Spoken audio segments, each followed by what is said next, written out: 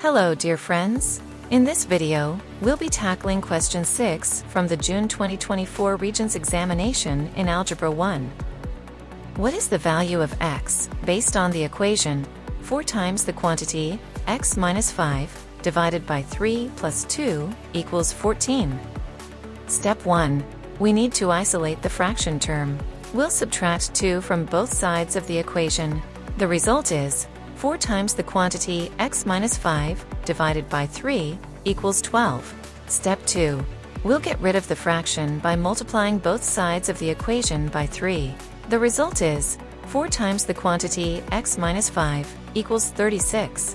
Step 3. We'll divide both sides by 4 to solve for x minus 5. The result is x minus 5 equals 9. Step 4.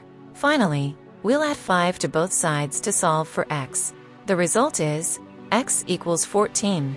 So, the value of x that satisfies the equation is option 2, 14. If you found this video helpful and informative, please hit the like button. For more updates, make sure to subscribe to our channel and turn on notifications. We'd like to hear your thoughts, so don't forget to leave a comment.